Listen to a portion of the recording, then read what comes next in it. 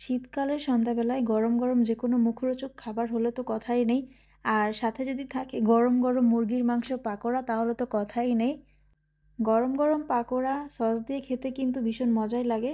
এতদিন হচ্ছে আমি খেয়েছিলাম ফুলকপির পাকোড়া, তারপরে বাঁধাকপির পাকোড়া, আলুর পাকোড়া, ডালের পাকোড়া, লাল শাকের পাকোড়া। পাকোড়ার তো শেষ নেই, খাওয়ারও যেমন শেষ নেই তেমন পাকোড়ারও শেষ নেই।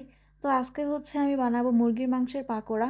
এখানে হচ্ছে আমি মুরগির মাংসগুলো ছোট ছোট কিউব করে কেটে নিয়েছি। এরপরে এগুলোকে ভালো মতো ধুয়ে পানিটা সুন্দর মতো চেপে নিচ্ছি আরেকটা বাটিতে। এরপরে হচ্ছে আমি একে একে সব ধরনের মশলা মিক্স করব, যেহেতু পাকোড়া বানাবো সেজন্য আমি পেঁয়াজের পরিমাণটা বেশি দিয়েছি। এখানে 2 থেকে 3টা পেঁয়াজ কুচি করে দিয়েছি। এরপরে হচ্ছে কাঁচামরিচ কুচি 10 থেকে 12টা। যেহেতু আমি ঝাল বেশি খাই এজন্য ঝালের পরিমাণটা বেশিও দিয়েছি। এরপরে হলুদ গুঁড়ো, মরিচ গুঁড়ো আর লবণ দিয়ে এটা সুন্দর মতো কচলিয়ে নেব।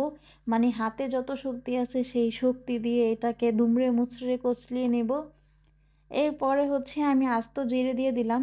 বাসায় যেহেতু জিরা পাউডার করা ছিল না আর আমার একটু জিরা পাউডার করতে ইচ্ছা করতেছে না, কারণ এই জিরা পাউডার করতে গেলে অনেক বেশি কষ্টের। জিরাটা আলো, তারপরে হচ্ছে জিরাটা গুঁড়ি করো, কত ঝামেলা। এজন্য আমি আস্ত জিরা দিয়ে দিলাম। প্রতিটা পাকোড়ার কামড়ে শুধু জিরার ফ্লেভার আসবে এজন্য।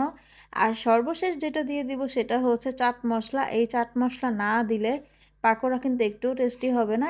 সব কিছুর সাথে কিন্তু ময়দাও দিয়েছি, ময়দা ছাড়া কিন্তু এটা আঠালো আঠালো হবে না, বাট বলতে আমি ভুলে গিয়েছিলাম। তো আমি এখানে সুন্দর করে ভেজে নিচ্ছি। প্রথমে আমি ইনফ্রারেড কুকারে ভাজতে গিয়েছিলাম, বাট একটু সমস্যার কারণে আমি আবার গ্যাসের চুলায় চলে আসলাম। তো এদিকে হচ্ছে তেলটা গরম করাও শেষ। এবার হচ্ছে আমি একে একে ছোট ছোট করে দিয়ে দিচ্ছি পাকোড়াগুলো। পাকোড়ার সাথে আমি কোনো ধরনের বাঁধাকপি অ্যাড করি নাই, বাট পাকোড়া থেকে বাঁধাকপির ঘ্রাণ আসতেছে বুঝতেছি না আমি। যাই হোক, এখানে হচ্ছে আমি সুন্দর করে বাদামি করে ভেজে নিচ্ছি। এপিঠ ওপিঠ উল্টা পাল্টা দিতেছি নেড়ে চড়ে, যাতে সব পিঠই সুন্দর মতো ভাজা হয়। এজন্য তো এইখানে আমার পাকোড়াগুলোও ভাজা শেষ। এবার হচ্ছে আমি একটা প্লেটে উঠিয়ে নিব। তো সব পাকোড়াগুলো উঠানো শেষ।